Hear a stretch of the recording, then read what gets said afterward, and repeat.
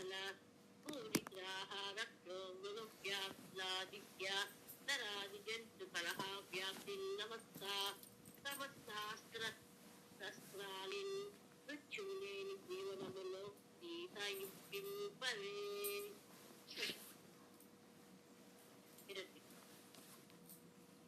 భావమండి. సమస్త లోకాలకు అధిపతివి అయిన ఓ బ్రహ్మదేవ, గాలిలోని గాని, నేల మీద గాని, నిప్పుతో గాని, నీటితో గాని, ఆకాశంలో గాని, దిక్కులలో గాని, రాత్రి సమయంలో గాని, పగటి సమయంలో గాని, చీకట్లో గాని, వెలుగులో గాని, జంతువులతో గాని, జల జంతువులతో గాని, పాములతో గాని, రాక్షసులు, దేవతలు, మానవులు ఉన్నది వారికి యుద్ధంలో సమస్త అస్త్రాలు శస్త్రాల వలన గాని మరణం లేని వరం ప్రసాదించు. గమనిక, ఆయన ఏదో వరం కోరుకోమన్నాడు. సరే, ఇది అది తను పట్టుపట్టేనే కదా. ఈయన 18 కోరికలు కలిపి పూరేసి వరం అని కోరుతున్నాడు.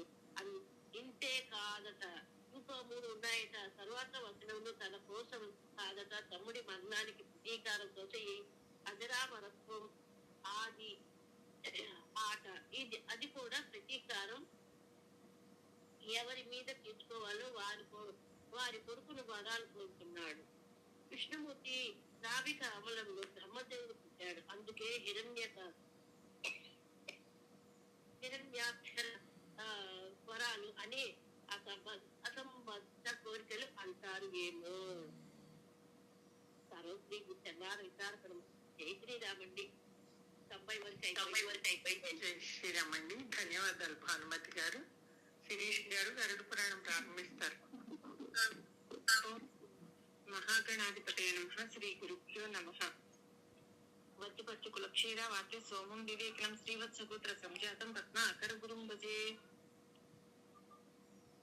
వ్యాధులను తొలగించే వైష్ణవ కవచం గురించి తెలియజేశారు. దీంట్లో శ్రీహరి ఇట్లు పలికిను: రుద్ర, నేనిప్పుడు సమస్త వ్యాధులను నాశనం చేసే శుభకరమైన వైష్ణవ కవచము నీకు వివరిస్తాను. ఈ కవచం దైత్యులు నాశనం చేసి శివుణ్ణి రక్షించింది. జన్మరహితుడు, నిత్యుడు, అనామయుడు, ఈశానుడు, సర్వేశ్వరుడు, సర్వవ్యాపి, జనార్దనుడు, దేవదేవేశుడు ఆ భగవంతునికి విష్ణువునకు నమస్కరించి రక్షణ కొరకు అమోఘము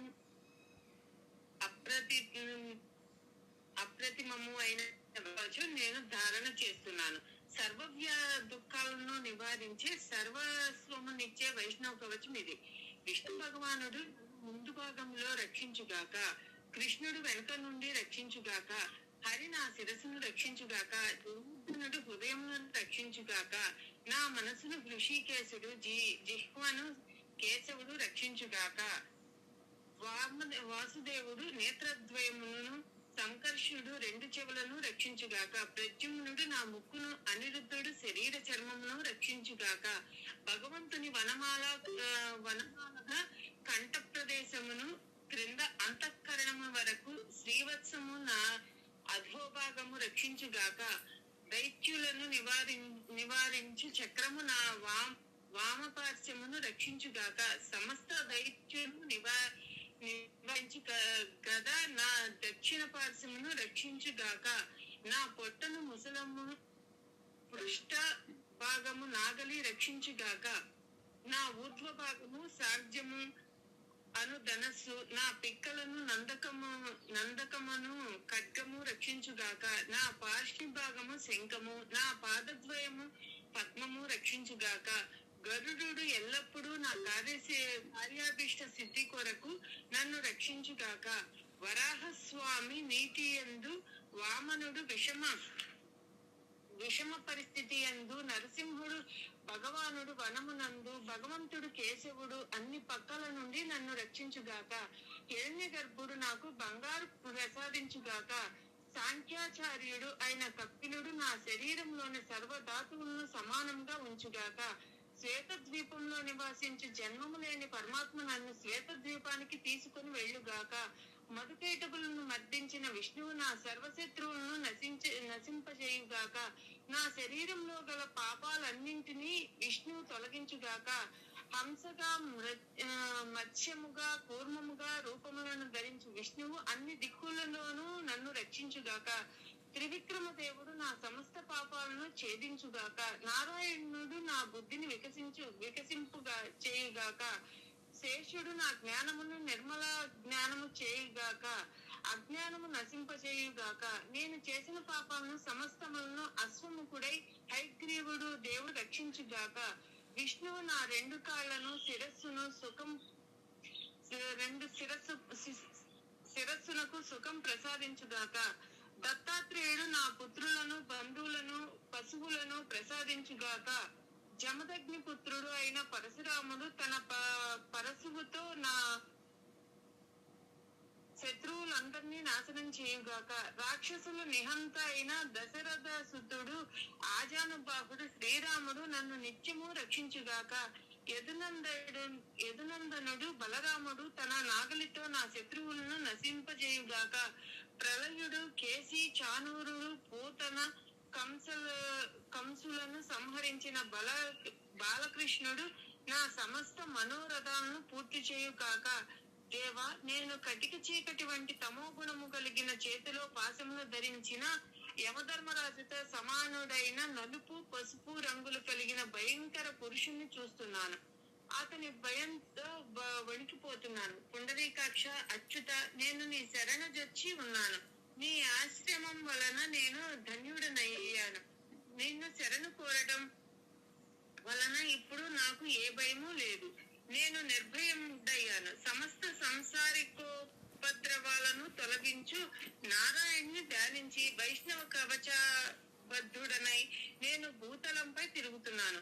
ఈ కవచ ప్రభావం వలన నేను సర్వప్రాణులను అజేయుడనయ్యాను. అంతేకాదు సర్వదేవమయుడనయ్యాను.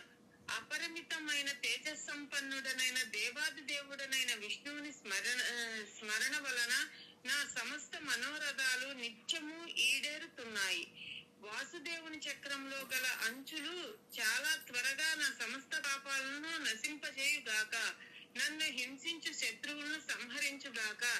రాక్షస పిశాచాల నుండి గహన వనములనందు, ప్రాంతములనందు, వివాదములందు, రాజమార్గములందు, ద్యూతి క్రీడలందు, యుద్ధములందు, గొడవలందు, నదులు దాటుతున్నప్పుడు, ఆపత్కాలమునందు, ప్రాణ సంకటములనందు, అగ్ని భయం కలిగినప్పుడు, చోర భయం కలిగినప్పుడు, గ్రహ బాధలందు,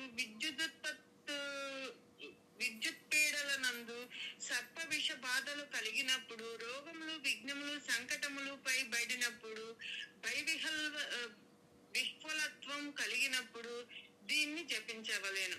అంతేకాక నిత్యం దీన్ని జపించిన ప్రయోజనాలు కలుగుతాయి. ఇది విష్ణుదేవుని మంత్రరూపమైన కవచం, పరమ శ్రేష్టము, సర్వపాప వినాశకము. సర్వకామప్రద విద్య గురించి శ్రీహరి ఇట్లా నేనిప్పుడు సర్వకామప్రద విద్యను వర్ణిస్తున్నాను, వినుము. దీన్ని 7 దినాలు ఉపాసించినంత మాత్రాన కోరికలన్నీ తీరుతాయి. సర్వకామ విద్య ఇది. ఓ భగవంతుడైన వాసుదేవ, నిన్ను నేను ధ్యానిస్తున్నాను, నీకు నమస్కారము. ఓ ప్రద్యుమ్న, ఓ అనిరుద్ధ, సంకర్షణ, నీకు నమస్కారము. పరమానంద స్వరూప నేను, నీవే అనుభవజన్యుడు, నీకు నమస్కారము. నీవు ఆత్మారాముడవు, శాంతమూర్తివి.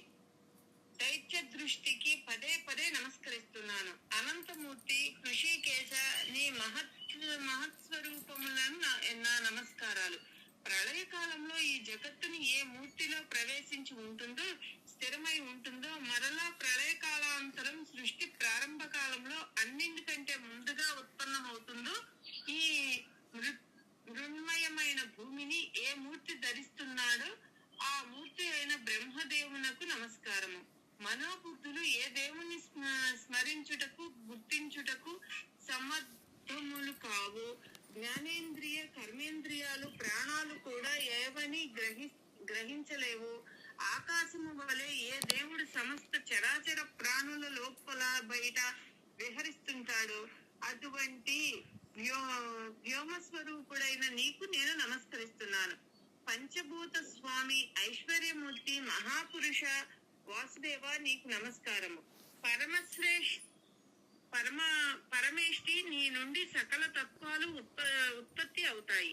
నీ పాదార వింద యుగలము మనస్సిల సమూహ రూప కమలములు యొక్క ధర్మోక్త విద్య రూప రేణుల్పలము అట్టి నీకు నమస్కారము. చిత్రకేతువునకు విద్యాధరుడు ఈ విద్య వలన విద్యాధరత్వము పొందెను. విష్ణు ధర్మాఖ్య విద్య. ఓ మహేశ్వర, శ్రీహరి ఇట్లనెను: ఓ మహేశ్వర, విష్ణు ధర్మము అను పేరు గల విద్యను జపించి దేవేంద్రుడు శత్రువులందరిపై విజయమును పొంది ఇంద్రత్వమును పొందాడు. ఆ విద్య వివరిస్తున్నాను. ఈ విద్యానుష్ఠానమునకు ముందు 2 కాళ్ళు, మోకాళ్ళు, 2 పిక్కలు, పొట్ట, హృదయము, వక్షస్థలము, ముఖము, శిరస్సులందు ఓంకారాది వర్ణములతో క్రమంగా న్యాసము చేయవలేను. నమో నారాయణాయ. ఈ మంత్రము విపరీత క్రమంతో న్యాసం చేయవలేను. విపరీత క్రమం అనగా వెనుక నుండి ముందుకి అనే అర్థము. అనంతరం ఓం నమో భగవతే వాసుదేవాయ అను ద్వాదశాక్షరి మంత్రం యొక్క ఆదివర్ణమైన ఓంకారంతో కరన్యాసం చేయవలేను. చివరాక్షరమైన యకారంతో ప్రారంభించి అంగుష్టాది వేళ్ల కడుపుల సందులందు న్యాసం చేసి హృదయంలో ఓంకారము న్యాసం చేయవలేను. సంపూర్ణ మంత్రంతో శిరస్సుపై న్యాసం చేయాలి. అనంతరం అంతరాత్మలో పరమశక్తులతో కూడిన శేషనారాయణ్ణి ఈ క్రింది విధంగా ధ్యానం చేయాలి. మమ రక్షాం హరి కూర్యాన్మత్స్యమూర్తిః జలేవతు త్రివిక్రమస్తదాకాశే స్థలే రక్షతు వామనః అటవ్యాం నరసింహస్తు రామో రక్షతు పర్వతే భూమౌ రక్షతు వారాహో వ్యోమ్ని నారాయణోవతు కర్మబంధాశ్చ కపిలో దత్తో రోగాశ్చ రక్షతు హయగ్రీవో దేవతాభ్యః కుమారో మరకధ్వజాత్ ధన్వంతరిశ్చ పద్యాశ్చ నాగః క్రోధవత్స్యాత్ కిల యజ్ఞో రోగాత్ సమస్తాశ్చ వ్యాసో జ్ఞానాశ్చ రక్షతు బుద్ధక్ష పాషాండ సంఘాతాత్ కల్కి రక్షత్ కల్మషాత్ పాయన్ మధ్యాం దినే విష్ణుః ప్రాతః నారాయణోవతు మధుహా చాపహార్నే చ సాయం రక్షతు మాధవః ఋషికేశ ప్రదోషే వ్యాత్ ప్రత్యూషే వ్యాజ్జనార్దనః శ్రీధరో వ్యాధద్ధరాత్రే పద్మనాభో నిశీదఖే చక్రి కౌమోదకీ బాణాగ్నంతు శత్రుశ్చ రాక్షసాన్ శంఖ పద్మశ్చ శత్రుభ్యః సాంజలిం గరుడస్తదా బుద్ధింద్రియ మనః ప్రాణం పాతు పార్శ్వవిభూషణః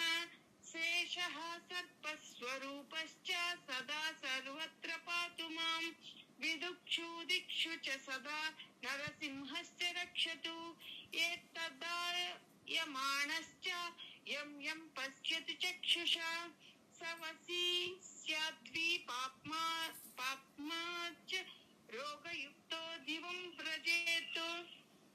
శ్రీహరి నన్ను రక్షించుగాక. మత్స్యమూర్తి అయిన భగవంతుడు నీటిలో నన్ను రక్షించుగాక. త్రివిక్రమ స్వామి ఆకాశంలో, వామనుడు నేల మీద నన్ను రక్షించుగాక. అడవులలో నరసింహుడు, పర్వతములందు జమదగ్ని కొడుకైన పరశురాముడు నన్ను రక్షించుగాక. భూమి మీద వరాహుడు, ఆకాశంలో నారాయణుడు నన్ను రక్షించుగాక. కర్మబంధముల నుండి కపిలుడు, రోగ ప్రకోపము నుండి దత్తాత్రేయుడు నన్ను రక్షించుగాక. హయగ్రీవుడు దేవతల నుండి, కుమారుడు మన్మధుని నుండి రక్షించుగాక. నారదుడు అన్య దేవోపాసకుల నుండి, కూర్మదేవుడు నైరుతిలోను ఎల్లవేళలా నన్ను రక్షించుగాక. ధన్వంతరి అపాద్యహారం వలన శేషుడు క్రోధం నుండి, యజ్ఞదేవుడు సమస్త రోగ సముదాయం నుండి, వ్యాస భగవానుడు అజ్ఞానము నుండి నన్ను రక్షించురుగాక. బుద్ధుడు పాఖండుల నుండి, కల్కి పాపముల నుండి నన్ను రక్షించురుగాక. విష్ణు మధ్యాహ్న కాలమునందు, నారాయణుడు ప్రాతకాలమునందు నన్ను రక్షించురుగాక. మధుసూదనుడు అపార్హణ కాలమునందు, మాధవుడు సాయంకాల వేళలందు నన్ను రక్షించురుగాక. ఋషికేశుడు ప్రదోష కాలమునందు, జనార్దనుడు ప్రత్యూష కాలమునందు నన్ను రక్షించురుగాక. శ్రీధరుడు అర్ధరాత్రి, పద్మనాథుడు నిశీది కాలమునందు నన్ను రక్షించుడు గాక. భగవంతుడా, నీ సుదర్శన చక్రము, కౌమోదిక గద, బాణములు నా శత్రువులను రాక్షసాదులను సంహరించుగాక. నీ శంఖం, పద్మం, సాగ్జం అనే ధనస్సు వాహనమైన గరుడు కూడా శత్రువుల నుండి నన్ను రక్షించుగాక. వాసుదేవుని సన్నిధిలో ఉండు అలంకార స్వరూపులైన పార్శ్వదులందు నా బుద్ధి, ఇంద్రియములు, మనస్సు, ప్రాణములు రక్షించురుగాక. నరసింహుడు ఎల్లవేళలా అన్ని దిక్కుల యందు, ద్విదిక్కుల యందు నన్ను రక్షించునుగాక. ఈ విధంగా ఈ విష్ణు ధర్మము అను పేరు గల విద్యను ధారణ చేసిన వ్యక్తి తన కన్నుతో ఎవరినైతే చూస్తాడో అతని వశమైపోతాడు. సర్వ పాపాల నుండి విముక్తుడైపోతాడు, రోగరహితుడవుతాడు, స్వర్గము పొందుతాడు. విషహరము చేయు గారడి విద్య మరియు గరుడు భగవాన్ని విరాట్ స్వరూపము. ధన్వంతరి ఇట్లా నేనిప్పుడు గరుత్మంతుడు వివరించిన గారడి విద్యను వర్ణిస్తున్నాను. ఈ విద్యను సుమిత్రుడు కశ్యపునకు వివరించాడు. ఈ విద్య సర్వ విషయాలను అపహరిస్తుంది. పృథ్వీ, జలము, తేజస్సు, వాయువు, ఆకాశము అన్ని ఇవి పంచతత్వములు. ఈ పంచతత్వములకు వేరు వేరు మండలాలు ఉంటాయి. ఈ మండలాలకు అధిష్టాన దేవతలుగా భూమి, మున్నగ దేవతలు ఉంటారు. అన్య దేవతలు కూడా ఈ మండలంలో ఉంటారు.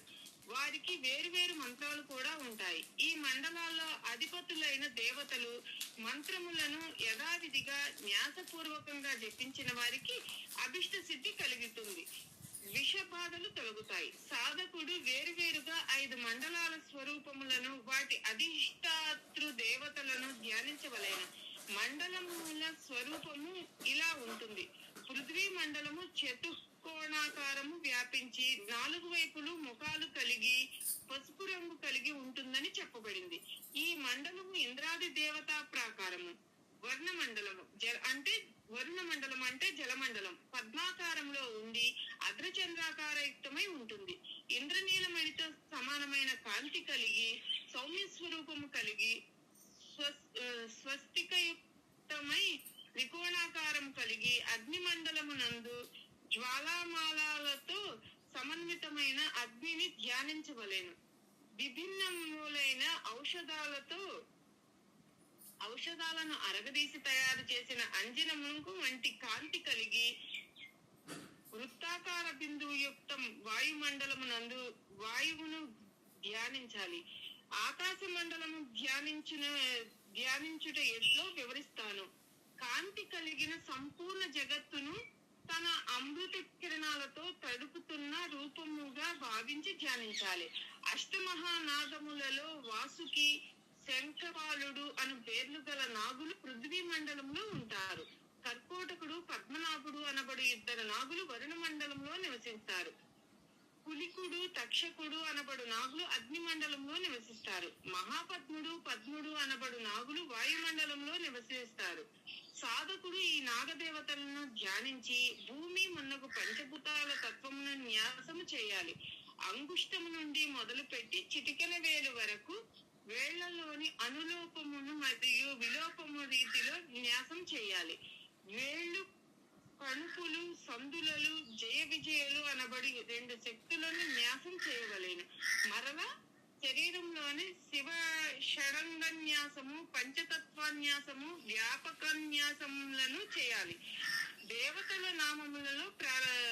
నామములకు ప్రారంభంలో ప్రణవమును, చివరిలో నమఃం ఉపయోగించాలి. ఈ విధి స్థాపనము పూజాదిక మంత్ర రూపముగా చెప్పబడింది. దేవతల పేర్లకు ముందుండు అక్షరము కూడా మంత్రములే అవుతాయి. 8 నాగదేవతల మంత్రములు ఆ దేవతల సన్నిధి మనము అందించగలుగుతాయి. పంచతత్వంతో పాటుగా అది ఓంకారము చివర్లో స్వాహ చేర్చినట్లయితే అది మహామంత్రములు అవుతాయి. ఇలా చేయటం వలన ఈ మంత్రములు సాక్షాత్తు గరుడుతో సమానములై సాధకుడికి సర్వాభిష్టకారి కర్మలను నెరవేరుస్తాయి.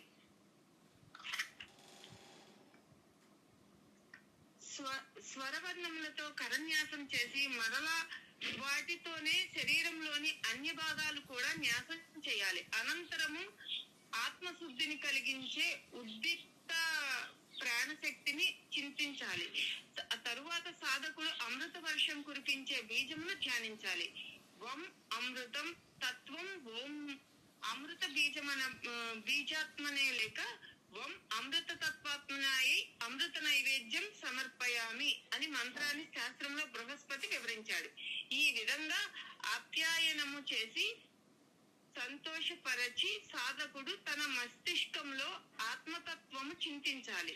అనంతరం బంగారు రంగు కలిగి సమస్త లోకములందు వ్యాపించి లోకపాలకులతో కూడిన భూమిని 2 కాళ్ల మధ్య న్యాసం చేయాలి. బుద్ధిమంతుడైన సాధకుడు భూదేవిని తన సంపూర్ణ శరీరంతో న్యాసం చేయవలేను. ఈ ప్రకారంగా తన దేహంలోని అంగముల్లో మిగిలిన 4 మండలాలను అందులో ఉండే దేవతలకు న్యాసం చేయాలి. ఈ ప్రకారంగా పంచభూత తత్వమును న్యాసం చేసి వరుసగా 8 మంది నాగులు న్యాసం చేసి ధ్యానించాలి. అనంతరం స్థావర కదలనివైన కొండలు, చెట్లు మొదలగున్నవి జంగమములు కదిలేవి మానవ పశుపశ్చాదులు ప్రాణాలలోని విషదోషాలను నాశనం చేయటానికి పక్షిరాజయుగ గరుడుని ఈ విధంగా ధ్యానం చేయాలి. గరుడు తన 2 వేల కాళ్లతో, రెక్కలతో, ముక్కుతో నల్లని పామును కరచి పట్టుకుని ప్రకాశిస్తున్నాడు. గ్రహ భూత పిశాచ డాకిని యక్ష రాక్షసుల వల్ల ఇబ్బందులు కలిగినప్పుడు విషధరమైన సర్పములతో అలంకృతమైన శివుడు తన శరీరంలో న్యాసం చేసుకోవాలి.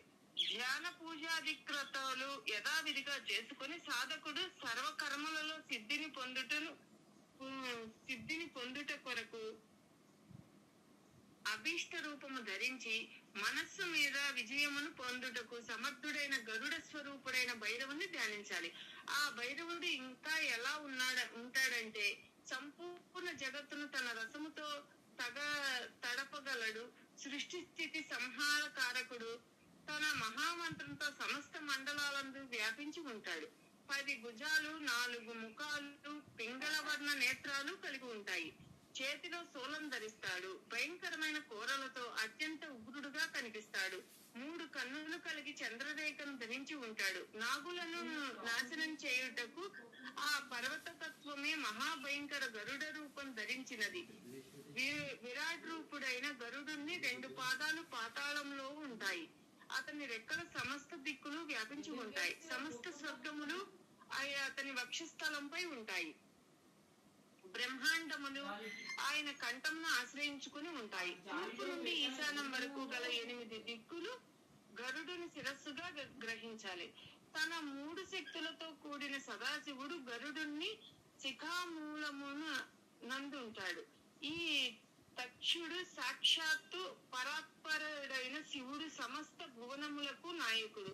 త్రినేత్రధారి, ఉగ్రస్వరూపుడు, నాగ విషమును తొలగించువాడు, సర్వగ్రసనుడు, భీషణముఖుడు, గరుడ మంత్రమూర్తి రూపుడు, కాలాగ్ని వలె దేదీప్యమానంగా ఉండువాడు ఆయన గరుడ దేవుణ్ణి తన అభీష్టాలను సిద్ధించుటకు ధ్యానించాలి.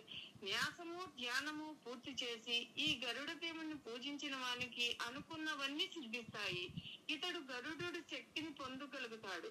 అతన్ని చూడటంతోటే భూత, ప్రేత, యక్ష, నాగ, గంధర్వ, రాక్షసాదులు పారిపోతారు. చతుర్దిన జ్వరాలను కూడా 4 రోజులకోసారి వచ్చే జ్వరం నశిస్తాయి. జై శ్రీరామ. సర్వం శ్రీ గురు చరణారవిందార్పణమస్తు.